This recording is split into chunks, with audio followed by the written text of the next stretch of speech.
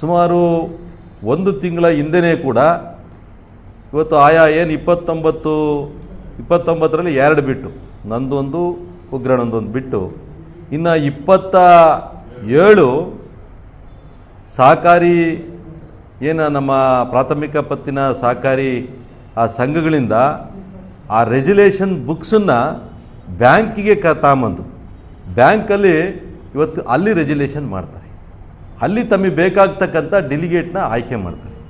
ಸುಮಾರು ಒಂದು ತಿಂಗಳಿಂದನೇ ಅಂದರೆ ಅಲ್ಲಿರ್ತಕ್ಕಂಥ ಏನು 12 ಜನ ಸದಸ್ಯರು ಇವತ್ತು ಅವ್ರು ಕೇವಲ ಸೈನಿಗೆ ಮಾತ್ರ ಸೀಮಿತರಾಗಿರ್ಬೋದು. ಅವ್ರು ಖಾಲಿ ರೆಜುಲೇಷನ್ಗೆ ಬುಕ್ಸಿಗೆ ಸೈನ್ ಹಾಕಿ ಆ ಸೂಪರ್ವೈಸರ್ ಒತ್ತಡಕ್ಕೆ ಬ್ಯಾಂಕಿಗೆ ಕೊಡಬೇಕು. ಅಲ್ಲಿ ಬ್ಯಾಂಕ್ನ ಕೂತ್ಕೊಂಡು ಏನು ಅವರ ಒಂದು ಏನು ಪಟಾಲಂ ಏನಿರ್ತೈತೋ ಅವರು ಈ 12 ಜನದಲ್ಲಿ ಇವನಿಗೆ ಓಟ್ ಕೊಟ್ಟರೆ ಇವನಿಗೆ ಡೆಲಿಗೇಟ್ ಕೊಟ್ಟು ಇವ್ನು ನನಗೆ ಓಟ್ ಹಾಕ್ತಾನೆ, ಇಲ್ಲ ಇವನಿಗೆ ಕೊಡ್ಬೇಕಾ ಇವನಿಗೆ ಕೊಡೋ ಈ ರೀತಿ ತೀರ್ಮಾನ ಆಗ್ತಕ್ಕಂಥದ್ದು ನಿಜ ಕೂಡ ಈ ತಾಲೂಕಿನ ಒಂದು ದುರ್ಗತಿ. ಇವತ್ತೆಲ್ಲ ಒಂದು ಕಡೆ ಏನು ಸೂಪರ್ವೈಸರ್ಗಳೇ ಕೂಡ ಸಂಘಕ್ಕೆ ಬಂದು ಎದುರಿಸ್ತಕ್ಕಂಥದ್ದು.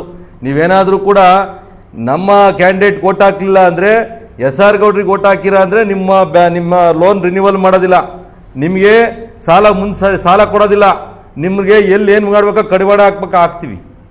ಈ ರೀತಿ ಧೋರಣೆಯನ್ನು ಒಬ್ಬ ಅಧಿಕಾರಿಗಳು ಇವತ್ತು ಆ ಸಂಘಗಳಿಗೆ ಹೋಗಿ ಎದುರಿಸ್ತಕ್ಕಂಥದ್ದನ್ನ ಈಗಾಗಲೇ ಇಡೀ ತಾಲೂಕಿಗೆ ಗೊತ್ತು. ಅವರ ಒಂದು ಒತ್ತಡಕ್ಕೆ ಇವತ್ತು ಅವ್ರಿಗೆ 19 ಜನ ಓಟ್ ಹಾಕಿರ್ಬೋದು, ಆದರೆ ಮಾನಸಿಕವಾಗಿ ಮಾತ್ರ ನನ್ನ ಪರವಾಗಿ ಇಡೀ ಮತದಾರ ಇರ್ತಕ್ಕಂಥದ್ದು ನನಗೇನು ಓಟ್ ಆಗದಲ್ಲೇ ಇರ್ತಕ್ಕಂಥ ಇನ್ನು ಉಳಿಕೆ 18 ಜನ ನನ್ನ ಸದಸ್ಯರಿಗೂ ಕೂಡ ನಾನು ಅಭಿನಂದನೆಯನ್ನು ಸಲ್ಲಿಸ್ತೀನಿ. ಯಾಕೆಂದರೆ ಅವರ ಮನಸ್ಸೆಲ್ಲವೂ ಕೂಡ ಇದ್ದಿದ್ದು ನನ್ನ ಮೇಲೇನೆ, ನನಗೆ ಓಟ್ ಹಾಕಬೇಕು ಅಂತ. ಆದರೆ ಆ ಭಯದ ವಾತಾವರಣದಲ್ಲಿ ಎಲ್ಲಿ ನಮ್ಮ ಸಂಘಕ್ಕೆ ಲೋನ್ಗಳು ಕೊಡ್ತಾರೋ ಇಲ್ವೋ, ಎಲ್ಲಿ ನಮ್ದು ರಿನ್ಯೂವಲ್ ಮಾಡ್ತಾರೋ ಇಲ್ವೋ, ಎಲ್ಲಿ ನಮ್ಮನ್ನು ನಾಳೆ ದಿನ ನಮಗೆ ತೊಂದರೆ ಕೊಡ್ತಾರೋ ಎಂಬ ಭಯದ ವಾತಾವರಣದ ಮೇಲೆ ಇವತ್ತು 18 ಓಟನ್ನು ಹಾಕಿರ್ತಕ್ಕಂಥದ್ದು ನೋಡ್ತೀವಿ. ಅದಕ್ಕೆ ಉದಾಹರಣೆ ಒಂದು ತಿಂಗಳಿಂದಲೇ ರೆಜುಲೇಷನ್ ಮಾಡಿಸಿರ್ತಕ್ಕಂಥದ್ದು, ಸೂಪರ್ವೈಸರ್ಗಳು ಗಲಾಟೆ ಮಾಡಿರ್ತಕ್ಕಂಥದ್ದು. ಕ್ಷೇತ್ರದ ಒಂದು ಕಪಿ ಮುಷ್ಟಿನಲ್ಲಿ ಇವತ್ತು ತಾಲೂಕು ಇರ್ತಕ್ಕಂಥದ್ದನ್ನ ನಿಜಕ್ಕೂ ಕೂಡ ನಾವು ಯಾವುದೇ ಕಾರಣಕ್ಕೂ ನಾವು ಸಹಿಸಬಾರ್ದು.